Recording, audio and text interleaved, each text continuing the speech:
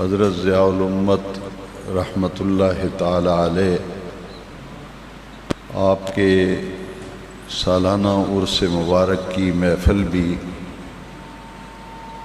اس جمعہ مبارکہ میں منعقد کی جاتی ہے۔ نماز جمعہ کے بعد سالانہ عرس مبارک کے سلسلے میں ختم پاک کی محفل ہوگی اور دعائے خیر بھی عرس مبارک کے سلسلے میں ہوگی۔ آج کے خطاب جمعہ میں نبی کریم علیہ الصلاۃ والسلام کے جلیل القدر صحابہ کرام میں سے حضرت سیدنا بلال رضی اللہ تعالیٰ عنہ آج کے جمعہ مبارکہ میں ان کے یوم وصال کی مناسبت سے آپ کے احوال زندگی میں سے کچھ باتیں عرض کی جائیں گی، کیونکہ بعض روایات کے مطابق گزشتہ دنوں میں حضرت سیدنا بلال رضی اللہ تعالیٰ عنہ کے وصال کا دن گزرا ہے۔ حضرت بلال رضی اللہ تعالیٰ عنہ کا تعلق السابقون الاولون میں ہے۔ ابتدائے اسلام میں ہی آپ دائرہ اسلام میں داخل ہو چکے تھے، بلکہ سب سے پہلے جنہوں نے اپنے ایمان اور اسلام کو ظاہر کیا، کیونکہ اسلام کو ظاہر کرنا مسلمان ہونے کے بعد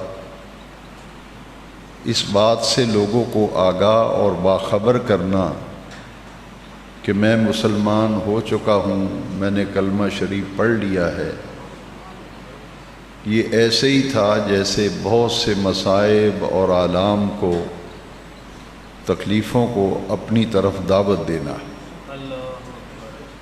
قریش مکہ بڑا ظلم و ستم کرتے تھے اس شخص پر جو حضور کا کلمہ پڑھتا مسلمان ہو جاتا، تو ایمان لانے پر بڑی دردناک سزائیں قریش مکہ دیتے تھے۔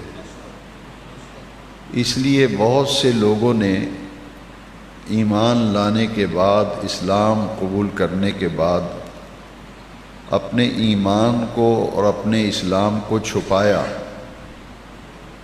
بعض لوگوں نے بڑی تاخیر سے اپنے ایمان کو ظاہر کیا اور ایمان اور اسلام کی کیفیات کو چھپائے رکھا تاکہ کفار مکہ کے ظلم و ستم کا ہم نشانہ نہ بنے۔ وہ چند شخصیات تھیں جنہوں نے اسلام قبول کرتے ہی، ایمان لاتے ہی اپنے ایمان اور اسلام کو ظاہر کیا اور اس بات کا پکا اور مصمم ارادہ کیا کہ اسلام لانے، ایمان لانے کی جس قدر بھی ہمیں سزا ملے گی ہم اسے قبول کرنے کے لیے تیار ہیں۔ ان میں 4 شخصیتیں بڑی معروف ہیں جنہوں نے اسلام لاتے ہی اعلانیہ طور پر اپنے ایمان اور اسلام کو ظاہر کیا تھا۔ ان میں سر فہرست پہلی شخصیت حضرت ابو بکر صدیق رضی اللہ تعالیٰ عنہ کی ہے۔ دوسری بڑی شخصیت خواتین میں حضرت ام المومنین خدیجۃ الکبریٰ ہیں رضی اللہ تعالیٰ عنہ، اور غلاموں میں تیسری بڑی شخصیت حضرت زید ہیں رضی اللہ عنہ، اور 9 عمر لوگوں میں سے عظیم ہستی و شخصیت جنہوں نے اسلام لاتے ہی اپنے ایمان اور اسلام کو ظاہر کیا وہ حضرت سیدنا علی المرتضیٰ کرم اللہ تعالی وجہ الکریم ہے۔ یہ چار شخصیات السابقون الاولون میں شامل ہیں اور ایک ہی گھرانے کے صرف 3 فرد ابتدائی اسلام میں جنہوں نے اپنے اسلام کو ظاہر کیا اور اس کی بھاری قیمت چکائی انہوں نے، وہ ایک ہی خاندان کے 3 فرد تھے۔ حضرت عمار بن یاسر، ان کے والد حضرت یاسر اور ان کی والدہ حضرت سمیہ، ایک ہی گھر کے یہ 3 فرد تھے جنہوں نے کلمہ پڑھتے ہی ارادہ کر لیا تھا کہ جو سزا ملتی ہے ہم برداشت کریں گے، لیکن ایمان اور اسلام کو چھپا نہیں سکتے۔ وہ حضرت یاسر اور ان کی بیوی جو ہیں حضرت سمیہ اور ان کے بیٹے حضرت عمار، تاریخ اسلام میں انہیں آل یاسر کے نام سے ذکر کیا گیا۔ اسلام میں جو پہلی شہادتیں ہوئیں ان میں حضرت سمیہ رضی اللہ تعالیٰ عنہ تاریخ اسلام کی پہلی شہیدہ خاتون ہیں۔ یہ سابقون الاولون میں ہیں جنہوں نے اعلانیہ اپنے اسلام کو ظاہر کیا تھا۔ حضرت عمار بن یاسر رضی اللہ تعالیٰ عنہ کو شدید ترین اذیت، تکلیف اور دکھ پہنچائی گئی کہ حضرت سمیہ کی شہادت تو بڑی دردناک ہے کہ 2 اونٹ منگوا کر ان کے گلے میں رسی ڈالی گئی، دونوں اونٹوں کو مخالف سمت میں کھڑا کیا گیا، ایک رسی حضرت سمیہ کے دائیں پاؤں کے ساتھ باندھی گئی اور ایک بائیں پاؤں کے ساتھ، دونوں اونٹوں کو مخالف سمت میں دوڑا دیا گیا اور دیکھتے ہی دیکھتے حضرت سمیہ رضی اللہ تعالیٰ عنہ کے جسم کے 2 ٹکڑے ہو گئے تھے۔ یہ سابقون الاولون میں 4 وہ شخصیتیں جن کے میں نے آپ کو نام گنوائے اور یہ 3 ایک ہی گھرانے کے فرد جن کا میں نے ذکر کیا۔ ان کے بعد السابقون الاولون میں سب سے پہلے جس شخصیت نے اپنے ایمان اور اسلام کو ظاہر کیا ان کا نام سیدنا بلال ہے۔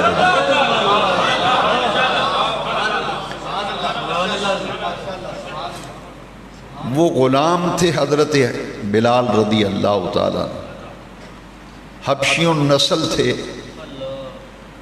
آپ کے باپ دادا ہجرت کر کے حبشہ اور یمن کے درمیان میں ایک علاقہ ہے جہاں سے ان کے آباء و اجداد ہجرت کر کے مکہ مکرمہ آ کر آباد ہو گئے تھے۔ حضرت بلال کے جو والد تھے وہ بھی غلام تھے اور یہ بھی پیدائشی غلام تھے حضرت سیدنا بلال رضی اللہ عنہ، اور انہوں نے کتنی غلامی کی زندگی گزاری، 28 سال پیدائشی غلام تھے اور 28 سال انہوں نے غلامی کی زندگی گزاری، اور ان کو خرید کر آزاد کرنے والی شخصیت کا نام ابو بکر صدیق ہے رضی اللہ۔ 28 سالہ غلامی زندگی سے نجات ملی، اور جس شخصیت نے خرید کر غلامی سے نجات دلائی اور آزاد کیا ان کا نام سیدنا ابو بکر صدیق ہے رضی اللہ تعالیٰ۔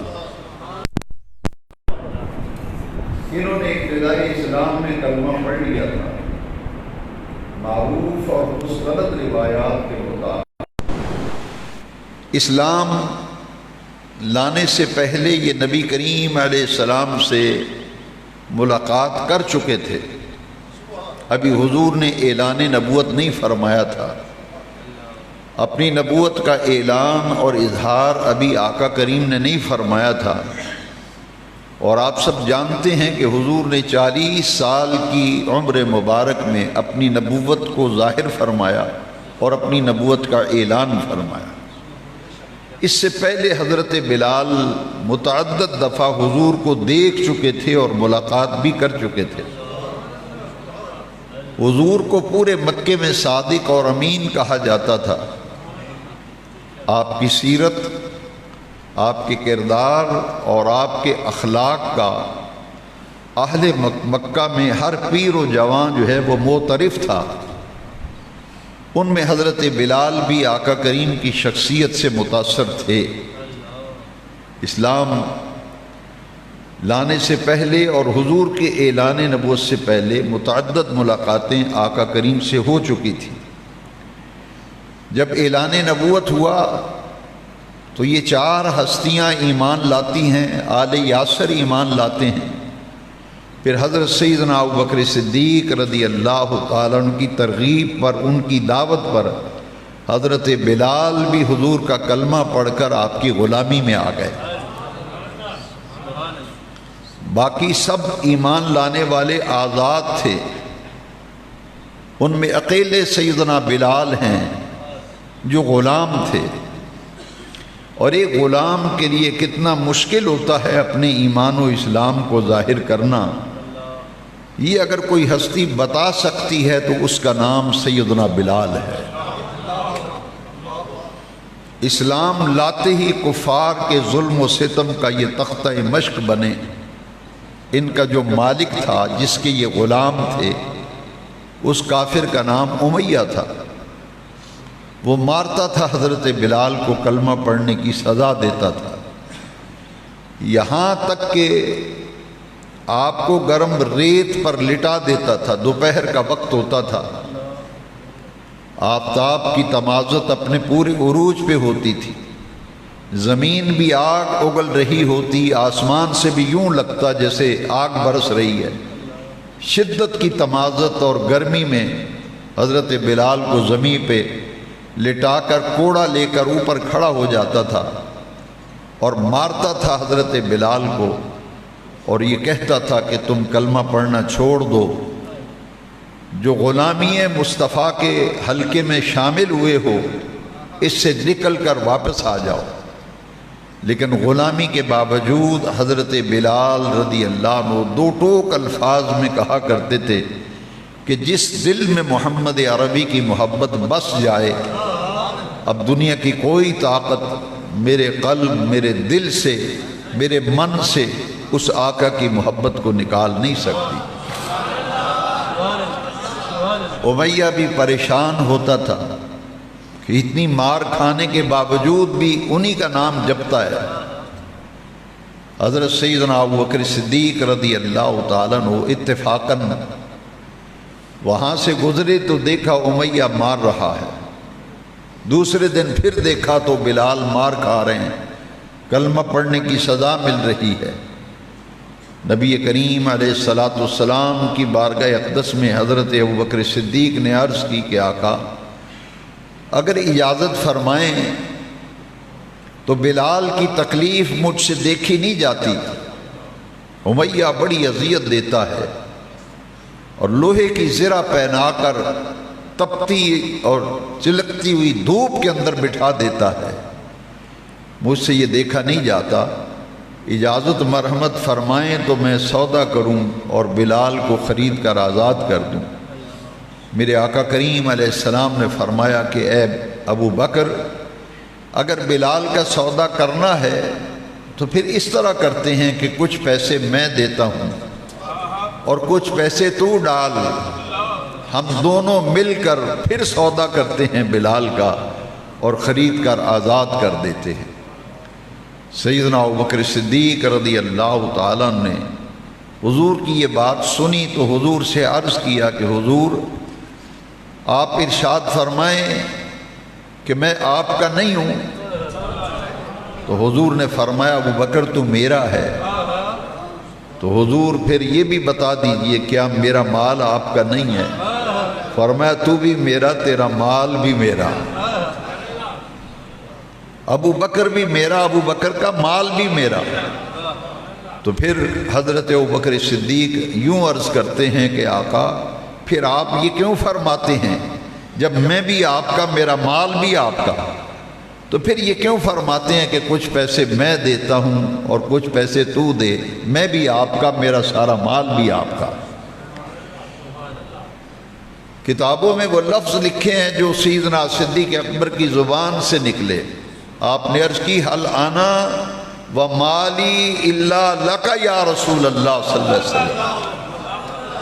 یہ جملہ استفہامیہ ہے، سوالیہ جملہ ہے۔ حل انا و مالی الا لک یا رسول اللہ صلی اللہ علیہ وسلم۔ حضور کیا میں آپ کا نہیں، میرا مال آپ کا نہیں؟ فرمایا تو بھی میرا، تیرا مال بھی میرا۔ تو حضور پھر یہ کیوں فرماتے ہیں کہ کچھ پیسے میں دیتا ہوں کچھ تو ڈال؟ آقا میں بھی آپ کا، میرا مال بھی آپ کا۔ حضور نے اجازت فرمائی اور حضرت ابوبکر صدیق رضی اللہ عنہ حضرت بلال کو خریدنے کے لیے چلے گئے۔ فرمایا اس کافر کو تو مارتا ہے، بتا کتنے پیسے اس کے لینے ہیں، سودا کر۔ جتنے پیسے امیہ نے مانگے حضرت سیدنا صدیق اکبر نے وہ نکال کر پیسے دے دیے۔ اس نے رقم زیادہ مانگی تاکہ یہ سودا یہیں ختم ہو جائے، اور زیادہ رقم سن کر ابو بکر سودا نہیں کر پائے گا کہ اتنی زیادہ رقم مانگ رہا ہے تو سودا رہ جائے گا، اس نیت سے زیادہ پیسے مانگے۔ لیکن تاریخ میں لکھا ہے کہ جتنے مانگے تھے اتنے ہی ابو بکر صدیق نے نکال کر دے دیے، کیونکہ دل سے ارادہ کر چکے تھے کہ جتنے پیسے بھی اگر ادا کرنے پڑے میں ادا کر کے بلال کو خرید کر آزاد کرنے کی نیت اور ارادہ کر چکا ہوں۔ اب وہ نہ نیت بدل سکتی ہے نہ ارادہ بدل سکتا ہے۔ پیسے زیادہ بھرنے پڑتے ہیں، قیمت زیادہ دینی پڑتی ہے، تو اس میں کوئی بات نہیں، دے دیے۔ اور جب خرید کر لے لیا اور حضور کی بارگاہ میں لے آئے حضرت بلال کو، حضور یہ وہ بلال ہے جو روزانہ مار کھاتا تھا، آپ گواہ ہو جائیے، اللہ اور اس رسول کی گواہی ہے کہ میں نے بلال کو خریدا اور محض رضائے الہی کے لیے خرید کر آزاد کر دیا۔ 28 سالہ غلامی کی زندگی سے نجات دلانے والے ابو بکر صدیق ہیں جنہوں نے بھاری قیمت دے کر سودا کیا تھا بلال کا اور خرید کے آزاد کر دیا تھا۔ حبشیوں نسل تھے، رنگ کے کالے تھے، طویل القامت تھے، اور جب سودا ہو گیا تو مکے کی منڈی میں شور مچ گیا۔ سیدنا ابو بکر صدیق تاجر تھے اور منڈی میں بڑا نام تھا آپ کا۔ جتنے آپ کے تاجر برادری تھی انہوں نے سر جوڑے کہ آج ابو بکر نے ایک ایسا کام کیا ہے، کچھ زیادہ ہی پیسے خرچ کر بیٹھا ہے۔ لگتا ہے کہ سودا کرنے میں بڑی مہارت تھی ابو بکر کی، بڑا سوداگر اور وپاری، اعلیٰ قسم کی صلاحیتوں کا مالک تھا، لیکن آج سودا کرنے میں مار کھا گیا۔ سامان ردی ہے، پیسہ زیادہ دے دیا ہے، کیا کرے گا؟ کالے رنگ کا غلام ہے، چھوٹی چھوٹی آنکھیں ہیں، بھدا سا جسم ہے، جس کے پاؤں کے تلوے پھٹے ہوئے ہیں، اس کو خرید کر یہ کیا کرے گا؟ امیہ نے غلام کے بدلے میں غلام بھی لیا ہے، بھاری رقم بھی لی ہے۔ سب نے کہا کہ صدیق سودا کرنے میں آج مار کھا گیا۔ صدیق اکبر نے کہا کہ مجھے کعبے کے رب کی قسم ہے، سودا کرنے میں نے مار نہیں کھائی، اور تم کہتے ہو کہ ابو بکر نے گھاٹے کا سودا کیا ہے، خسارے کا سودا کیا ہے۔ کہا نہیں، آج تو میں نے نفع کا سودا کیا ہے، اس سودے میں مجھے بڑا نفع ہے۔ اب وہ حیران ہیں کہ یہ نفع کا سودا کیسے ہو گیا۔ کچھ تاجروں نے قیاس آرائی کی اور قیافہ لگایا، گویڑ جسے کہتے ہیں، کہ اصل میں معاملہ یہ ہے کہ کسی کی خاطر کوئی اتنے پیسے خرچ نہیں کرتا۔ ایسا لگتا ہے کہ کسی زمانے میں بلال نے کوئی احسان کیا ہوگا ابو بکر پر، جس کا بدلہ دینے کے لیے بھاری قیمت دے کر آزاد کر دیا ہے۔ یہ تو احسان کا بدلہ دیا ہے ابو بکر نے۔ اور احسان کوئی قدیمی احسان ہوگا، کسی دور میں کسی زمانے میں کوئی احسان کیا ہوگا حضرت بلال نے۔ یہ جب قیاس آرائیاں ہونے لگیں تو حضرت سیدنا بلال کی شان اور ان کے مقام اور مرتبے کو سننے کے لیے اس بات کو نظر انداز مت کیجیے کہ اس سودے کے بارے میں پھر عرش والے رب نے قرآن میں آیتیں نازل فرمائی۔ وہ کہا تھا کہ آٹے کا سودا ہے،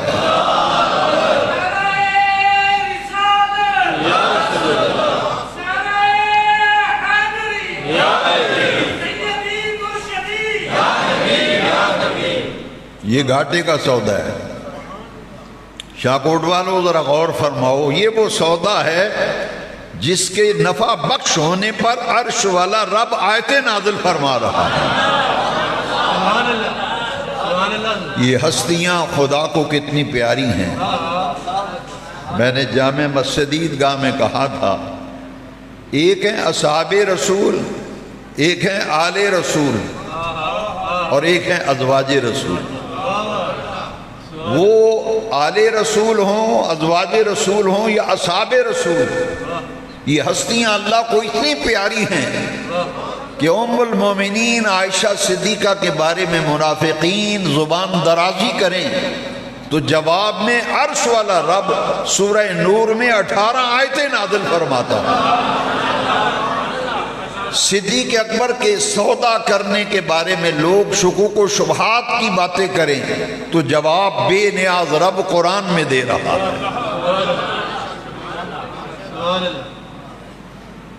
اب دیکھیے کہ جواب اللہ تعالیٰ کیسے دیتے ہیں۔ تاجروں نے کہا تھا کہ احسان کا بدلہ دیا ہے صدیق نے، جواب عرش والا رب دے رہا ہے۔ کسی کا سجن اس کے اخلاص کی گواہی دیتا ہے، کسی کا متر اس کی اخلاص کی گواہی دے گا۔ نہیں یار انجنی گل انجے، پر قربان جائیں بلال تیرے مقام پر۔ عرش والا رب بولا اور فرمایا وَمَا لِأَحَدٍ عِنْدَهُ مِن نِعْمَةٍ تُجْزَىٰ، فرمایا دنیا والو بلال کا کسی کا بلال پر کوئی احسان نہیں اور بلال کا کسی پر کوئی احسان نہیں۔ وَمَا لِأَحَدٍ عِنْدَهُ مِن نِعْمَةٍ تُجْزَىٰ، بلال پر بلال کا کسی پر احسان نہیں جس کا بدلہ دیا جائے۔ ہاں ایک بات ہے، بلال صدیق خریدتا ہے، بلال کو مال خرچ کرتا ہے تو صرف اس لیے کہ میرا رب راضی ہو جائے، میرا مال پاک ہو جائے۔ احسان کا بدلہ نہیں ہے۔ جواب عرش والا رب دے رہا ہے۔ سورہ العالی کی آخری آیتیں پڑھ کے دیکھیں، فرمایا وَمَا لِأَحَدٍ عِنْدَهُ مِن نِعْمَةٍ تُجْزَىٰ، کسی کے احسان کا کوئی بدلہ نہیں دیا صدیق نے، اس نے اس لیے بلال کو خریدا ہے إِلَّا ابْتِغَاءَ وَجْهِ رَبِّهِ الْأَعْلَىٰ، میرا رب مجھ پہ راضی ہو جائے۔ وَسَيُجَنَّبُهَا الْأَتْقَى الَّذِي يُعْطِي مَالَهُ يَتَزَكَّىٰ، مال خرچ کرتا ہے ابو بکر، بلال کو خریدتا ہے، مال خرچ کرتا ہے اس لیے کہ مال پاک ہو جائے اور رب میرا راضی ہو جائے۔ وَسَيُجَنَّبُهَا الْأَتْقَى الَّذِي، وہ گواہ رب کا قرآن ہے۔ وَسَيُجَنَّبُهَا الْأَتْقَى الَّذِي يُعْطِي مَالَهُ، رب فرماتا ہے ابو بکر مال دیتا ہے اس لیے کہ رب راضی ہو جائے اور میرا مال پاک ہو جائے۔ خرید کر آزاد کر دیا اور اس لیے خرچ کیا ہے میرا مال بھی، روزی بھی پاک ہو جائے، رزق پاک ہو جائے، میرے کاروبار میں جو انویسٹمنٹ کی ہے، پیسہ لگایا ہے، وہ پیسہ پاک ہو جائے، رب راضی ہو جائے۔ آپ پیسے خرچ کریں پتہ نہیں رب راضی ہوا یا نہیں، زید بکر عمر کوئی خرچ کرے پتہ نہیں رب راضی ہوا یا نہیں۔ قربان جائیں بلال کو جب خرید کر صدیق نے آزاد کیا، رب کی بارگاہ میں قبولیت اس اعلیٰ درجے میں ہوئی، فرمایا قیامت کے دن لوگ اپنی آنکھوں سے دیکھ لیں گے عرش والا رب ابو بکر پر کیسے راضی ہو گیا۔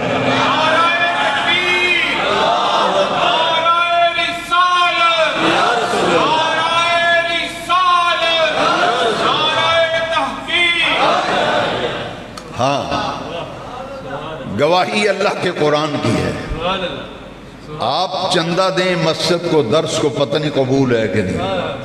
بلال کا خریدنا اتنا قبول ہوا، عرش والے رب نے قرآن کی گواہی ڈال دی، وَلَسَوْفَ يَرْضَىٰ۔ وَلَسَوْفَ يَرْضَىٰ کا معنی اور مفہوم و مطلب یہ ہے، دن قیامت کے ہر کوئی اپنی آنکھ سے دیکھ لے گا کہ عرش والا رب ابو بکر پر کیسے راضی ہے۔ وَلَسَوْفَ يَرْضَىٰ، لوگ دیکھیں گے اپنی آنکھوں سے۔ یہ وہ حضرت بلال ہیں رضی اللہ تعالیٰ عنہ۔ حضرت سیدہ عالم ایک غلام ہے نا، 28 سالہ غلامی زندگی گزاری، حبشی النسل ہے، اور جب ان کا وصال ہوتا ہے دور خلافت فاروقی میں، دور خلافت فاروقی میں حضرت بلال کا وصال ہوتا ہے دمشق میں، ملک شام میں۔ جب ان کے انتقال کی خبر ملی نا حضرت عمر فاروق اعظم کو، تو آپ نے کیا لفظ فرمائے؟ پھر امیر المومنین اور خلیفہ وقت بلال کو کن الفاظ سے یاد کرتا ہے؟ وصال کی خبر سنتے ہی کہا، سیدنا بلال، سیدنا بلال، ہمارے سردار بلال بھی آج ہمیں داغ مفارقت دے گئے۔ سیدنا بلال ہمارا سردار ہے بلال، غلام کو پھر خلیفہ وقت امیر المومنین سیدنا کہہ کے بلاتا ہے کہ سیدنا بلال آج ہم سے جدا ہو گئے، پردہ کر گئے، ہمیں تنہا چھوڑ گئے۔ یہ کہنے والا امیر المومنین ہے، خلیفہ وقت ہے، عمر بن خطاب ہے رضی اللہ۔ ملک شام میں دمشق میں آپ کا وصال ہوتا ہے۔ نبی کریم صلی اللہ علیہ وسلم کے پاس جب لایا گیا تھا، حضرت بلال کو خرید کر آزاد کیا گیا تھا، جسم پر کوڑے کھا کھا کے اتنے لاغر ہو گئے تھے، ٹانگوں پہ بوجھ نہیں پڑتا تھا۔ جب حضور کے پاس لایا گیا تو حضور نے انہیں سہارا دیا، حضور نے اپنی بغل میں لے لیا، آغوش میں لے لیا، اور سہارا دے کر حضور نے اپنے ساتھ بٹھایا۔ اس دن جب خرید کے حضرت ابوبکر نے بلال کو آزاد کیا تھا۔ جب میرے آقا کا وصال مبارک ہوا، حضور گھر مبارک سے مسجد میں تشریف لانا چاہتے تھے، مگر طبیعت مبارکہ اتنی کمزور اور نکاحت غالب تھی کہ حضرت بلال رضی اللہ تعالیٰ نے اپنا کندھا سرکار کے آگے کر دیا۔ آخری دن جس دن میرے آقا کا وصال ہوتا ہے تو حضور نے مسکرا کے فرمایا، بلال تجھے یاد ہے جب تجھ سے چلا نہیں جاتا تھا تو میں نے تجھے سہارا دے کر ساتھ بٹھایا تھا۔ بلال آج میری نکاحت اور علالت اور کمزوری اس قدر غالب آ گئی کہ آج میں تیرے کندھے پہ ہاتھ رکھ کے مسجد میں جا رہا ہوں۔ بلال کی آنکھوں میں آنسو آ گئے۔ اللہ اکبر، اللہ اکبر۔ فرمایا، بلال تمہیں کچھ یاد ہے تیری میری پہلی ملاقات کب ہوئی تھی؟ ہائے ہائے، جب پہلی دفعہ تو مجھے ملا تھا تو کتنے سال ہو گئے ہوں گے؟ حضرت بلال کے ذہن اور دل اور دماغ پر نقش تھے وہ ایک ایک لمحہ، وہ پہلی ملاقات سے لے کر اب تک کا سارا وقت ذہن و ضمیر پر نقش ہو چکا تھا۔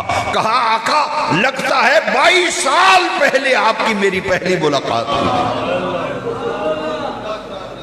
22 سالہ رفاقت، حضور لگتا ہے 22 سال پہلے آپ کی میری پہلی ملاقات ہوئی۔ حضور مسکرا پڑے، مسکرا کے فرمایا، نہیں بلال یہ تو کل کی بات ہے، یہ تو ہم بھی آپس میں جب یار بیٹھتے ہیں کہتے ہیں یار لگتا ہے کوئی اتنے سال ہو گئے، لگتا ہے کل دی گل ہے۔ سرکار نے اس لہجے میں فرمایا۔ بلال کہتے ہیں 22 سال ہو گئے حضور پہلی ملاقات کو۔ فرمایا، نہیں بلال لگتا ہے کل ملاقات ہوئی۔ یعنی وہ تر و تازہ تھے تعلقات، وہ محبتیں تر و تازہ تھیں، شگفتہ و شاداب تھیں۔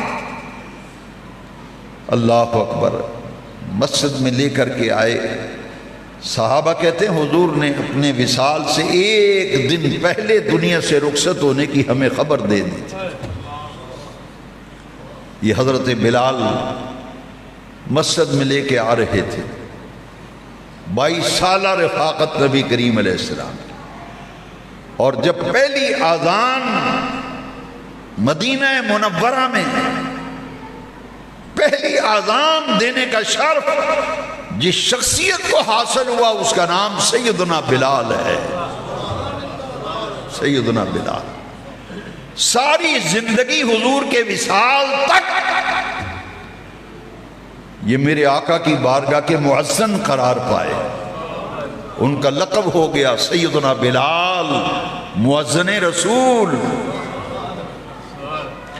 اور ان کی ایک ڈیوٹی تھی، ہمہ وقت خلوت و جلوت میں حضور کے ذاتی کام ان کی انجام دہی بھی حضرت بلال کے سپرد تھی، اور روزانہ میرے آقا کریم کو بیدار کرنا، صحابہ کے جمع ہونے پر نماز باجماعت کے لیے آقا کریم کو عرض کرنا، یہ وہ ڈیوٹیاں تھیں جو آج خود حضرت بلال نے اپنے ذمے لی ہوئی تھیں، اور ان ڈیوٹیوں کو بلال نے خوب نبھایا تھا، مؤذن رسول کا لقب پایا تھا۔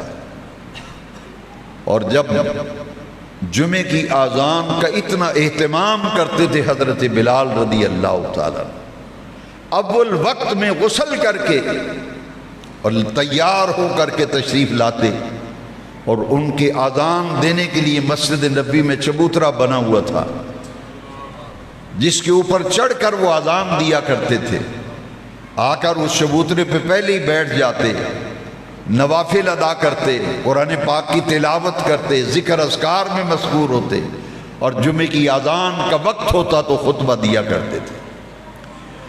اور ایک اور ڈیوٹی پوری زندگی حضرت بلال نے نبھائی رضی اللہ تعالیٰ۔ حبشے کے بادشاہ نے نبی کریم علیہ السلام کی بارگاہ میں نیزوں کا تحفہ بھیجا تھا، کچھ نیزے سرکار کی بارگاہ میں بطور تحفہ بھیجے تھے، اور کچھ عصا بطور تحفہ بھیجے تھے۔ حضور نے کا نیزہ مبارک، یہ حضرت بلال جب سرکار چلتے تھے تو نیزہ پکڑ کر حضور کے آگے آگے چلتے تھے، خادمانہ حیثیت سے نیزہ پکڑ کر حضور کے آگے آگے چلتے۔ اور اسفار میں سفر کی جمع ہے اسفار، حضور جب سفر پہ تشریف لے جاتے تو دوران سفر اگر کہیں نماز کا وقت ہو جاتا تو حضور جماعت کرانے لگتے، تو حضور کے آگے وہ نیزہ زمین پر گاڑ دیتے تھے، اور حضور وہاں جماعت کرایا کرتے تھے۔ اسی طرح عید الفطر اور عید الاضحیٰ کے موقع پر، اور نماز استسقاء کے لیے جب بارش نہیں ہوتی تھی تو نماز استسقاء حضور اسی جگہ پڑھاتے تھے، کھلے میدان میں جہاں حضور عید پڑھاتے تھے۔ مدینہ منورہ میں آج اس مقام پر مسجد غمامہ ہے جہاں حضور عید کی نماز پڑھاتے تھے، خطبہ ارشاد فرماتے تھے۔ تو جب حضور عید کی نماز کے لیے نکلتے تھے تو حضرت بلال نیزہ لے کر حضور کے آگے آگے چلتے تھے، اور جب حضور خطبہ ارشاد فرماتے تو وہ نیزہ گاڑ دیا کرتے تھے، حضور وہیں خطبہ ارشاد فرماتے، اور عید کی نماز کے بعد پھر نیزہ پکڑ کر حضور کے آگے آگے چلتے تھے۔ ساری زندگی یہ ڈیوٹی نبھائی حضرت سیدنا بلال رضی اللہ عنہ۔ اور سیدہ عالم حضرت خاتون جنت کا نکاح مبارک اور شادی مبارک جب حضرت مولا علی کے ساتھ ہوئی تو سامان کی خرید و فروخت اور سارے انتظامات شادی کے نبی کریم علیہ السلام نے حضرت بلال کے سپرد فرمائے تھے۔ ہمہ وقت حضور کی مجلس میں حاضر رہتے تھے۔ جب حضرت بلال رضی اللہ تعالیٰ عنہ میرے آقا کریم کا جب وصال مبارک ہوا تو ابھی تدفین عمل میں نہیں آئی تھی، تدفین ابھی باقی تھی، کہ نماز ظہر کا وقت ہو گیا، لوگوں نے حضرت بلال سے کہا کہ آپ اذان ظہر پڑھیں، تو آپ جب چبوترے پہ چڑھنے لگے تو حضور کے وصال کا اس قدر طبیعت پہ اثر ہوا کہ ٹانگوں پہ وزن نہیں پڑ رہا تھا اور اتنے صدمے سے نڈال تھے کہ چبوترے پہ چڑھ نہ سکے۔ لوگوں نے سہارا دے کر چبوترے پہ جب چڑھایا تو اشہد ان محمد رسول اللہ پہ جب پہنچے صلی اللہ علیہ وسلم تو حضرت بلال کی طبیعت پر اس قدر اثر ہوا کہ جب بھی اذان پڑھا کرتے تھے تو ظاہراً حضور کا جلوہ زیبا نظروں کے سامنے ہوتا تھا، تو وصال مبارک کے صدمے کے باعث حضرت بلال اپنی اذان کو مکمل نہ کر سکے۔ حضور کے وصال مبارک کے بعد حضرت سیدنا بلال رضی اللہ تعالیٰ عنہ حضور کے وصال مبارک کا اس قدر طبیعت مبارکہ پر اور دل انور پر اثر ہوا تھا کہ آپ مدینہ پاک چھوڑ کر دمشق چلے گئے، ملک شام میں۔ شہر دمشق کے قریب ایک گاؤں تھا، قصبہ تھا، پوری زندگی حضرت بلال نے وہاں گزار دی تھی۔ حضور کو مدینہ پاک سے گئے ہوئے بلال رضی اللہ عنہ کو ابھی 6 مہینے ہوئے تھے، دمشق میں گئے ہوئے 6 مہینے ہوئے تھے کہ خواب میں آقا کریم کی زیارت ہوئی۔ فرمایا بلال تو مدینہ چھوڑ کے چلا گیا، تیری دل نہیں چاہتا ہماری ملاقات کو، اس دوران تو ہمیں ملنے بھی نہیں آیا۔ جب خواب دیکھا تو صبح ہی تیاری کر کے مدینہ منورہ کی طرف رخت سفر باندھا۔ منازل طے کرتے کرتے کئی دن کے بعد جب مدینہ منورہ پہنچے تو مدینہ شریف میں بچے، عورتیں، جوان، بوڑھے جب انہیں علم ہوا کہ بلال آ گئے تو لوگ ملاقات کے لیے ٹوٹ پڑے اور مسجد نبوی لوگوں سے بھر گئی۔ اذان کا جب وقت ہوا تو لوگوں نے انہیں کہا کہ آپ اذان پڑھ دیجئے، حضور کے مؤذن ہیں، ہمیں وہ اذان سنا دیجئے جو حضور کی ظاہری حیات طیبہ میں پڑھا کرتے تھے۔ تو حضرت بلال نے فرمایا کہ مجھ سے اذان نہیں پڑھی جا سکے، میں تکمیل نہیں کر سکوں گا۔ اصرار کے باوجود انکار غالب آتا رہا۔ لوگوں نے ایک ترکیب سوچی کہ حضور نبی کریم علیہ السلام کے شہزادگان حضرت سیدنا امام حسن مجتبی اور سیدنا امام حسین کو لایا جائے، ان سے سفارش کروائی جائے تو یقین ہے کہ بلال پھر نہ نہیں کریں گے۔ دونوں شہزادے آئے اور انہوں نے کہا کہ ہمیں وہ اذان سنا دیجئے جو نانا جان کے سامنے آپ اذان پڑھا کرتے تھے۔ شہزادوں نے جب اصرار کیا تو انکار نہ کر سکے۔ جب اذان چبوترے پہ چڑھ کے شروع کی تو چھوٹے چھوٹے بچے مدینہ پاک کے، عورتیں، جوان، بوڑھے جمع ہو گئے حضرت بلال کی اذان سننے کے لیے۔ روایات میں آتا ہے کہ جب اذان پڑھا کرتے تھے تو لوگوں کے دلوں پر ایک سکینہ کی کیفیت طاری ہو جاتی تھی اور لوگ ان کی اذان کے الفاظ سننے کے لیے بے تاب اور بے چین رہا کرتے تھے۔ ایسی مسحور کن آواز تھی حضرت بلال کی، بڑی گونجدار آواز میں اپنے مخصوص لہجے میں اذان کہا کرتے تھے۔ جب مدینہ شریف میں آئے اور اذان کہنا شروع کی تو چھوٹے چھوٹے بچے رو رو کر اپنی ماؤں سے پوچھتے تھے کہ امی جان رسول اللہ کے مؤذن تو آ گئے، امی جان ہمارے آقا کب تشریف لائیں گے؟ بلال تو گئے تھے تو آ گئے، حضور کب آئیں گے؟ کتابوں میں لکھا ہے کہ قیامت سے پہلے قیامت کا منظر تھا، اور جس دن میرے آقا نے دنیا سے پردہ فرما اور وصال ہوا اس دن جو کیفیتیں اہل مدینہ کی تھیں، حضرت بلال ملک شام دمشق سے جب مدینہ پاک خواب دیکھنے کے بعد آئے تھے اور انہوں نے اذان پڑھی، اس دن وہی کیفیات لوگوں نے اپنی آنکھوں سے دیکھی جو حضور کے وصال کے دن کیفیتیں دیکھی گئی۔ یہ ہیں حضرت سیدنا بلال رضی اللہ تعالیٰ عنہ۔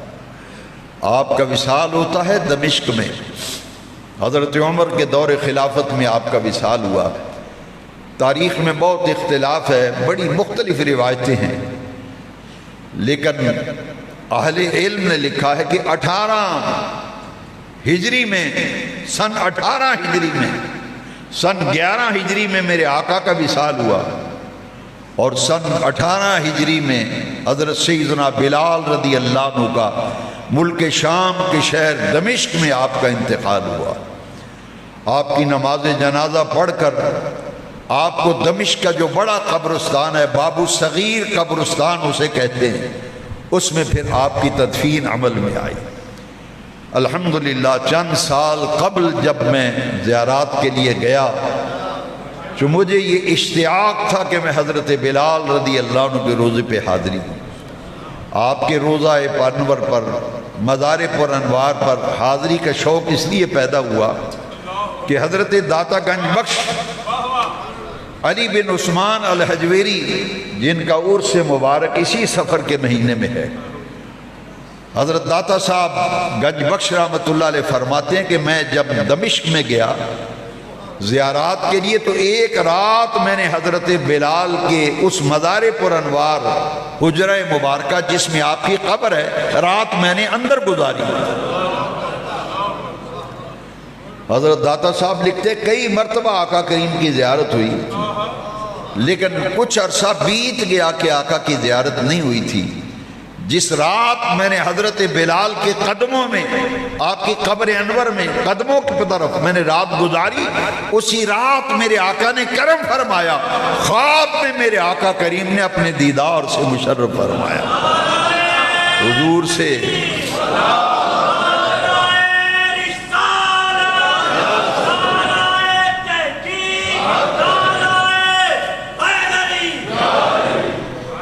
جو میرے آقا کریم کو حضرت بلال سے محبت تھی، اس کا ظہور یہ ہوا کہ حضرت داتا صاحب کی حاضری قبول ہوئی، اور عین اسی جگہ پہ آقا کریم نے اپنے دیدار سے مشرف فرمایا۔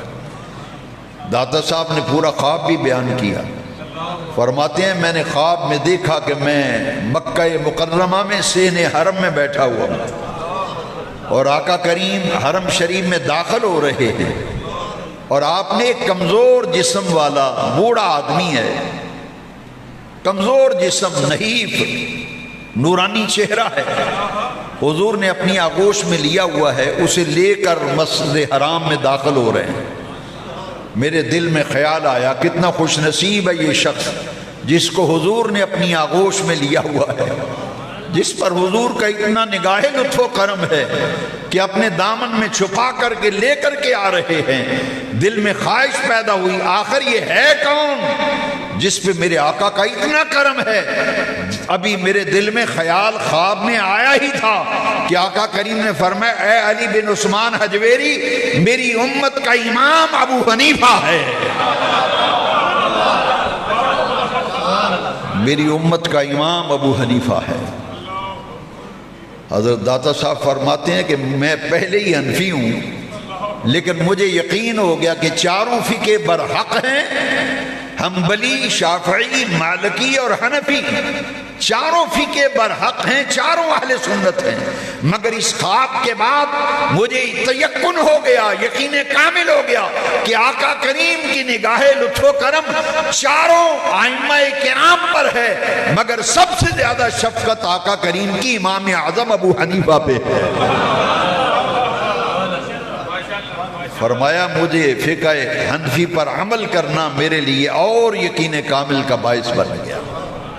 تو میں نے جب یہ خواب پڑھا داتا صاحب کی کتاب میں تو مجھے بھی شوق ہوا کہ خدا کرے تو میری بھی حاضری ہو۔ الحمدللہ میں جب حاضر ہوا تو میں نے دیکھا کہ حضرت سیدنا بلال کے روضہ انور کے اندر ہی حضرت عبداللہ بن جعفر طیار رضی اللہ عنہ، آپ کی قبر انور بھی حضرت بلال کے پہلو میں ہے، اور بالکل مزار شریف کی دیوار کے ساتھ حضرت سکینہ بھی، ان کا نام تلفظ پروننسیشن سکینہ بھی ہے اور سکینہ بھی، دونوں طرح بولا جاتا ہے۔ یہ اہل بیت اطہار کی مقدس خاتون ہیں، ان کا مزار پر انوار بھی حضرت سیدنا بلال کے مزار کی دیوار کے ساتھ ہے۔ الحمدللہ مجھے وہاں حاضری کا شرف حاصل ہوا، اور میں نے دیکھا وہاں لائنیں لگی ہوتی ہیں، آپ کے مدارشی پہ حاضری دینے کے لیے 5 سیڑھیاں اتر کر نیچے جانا پڑتا ہے۔ یہ ہیں حضرت سیدنا بلال، ان کے یوم وصال کی نسبت سے کچھ عقیدتوں اور محبتوں کا اظہار، اللہ قبول فرمائے۔ وآخر دعوانا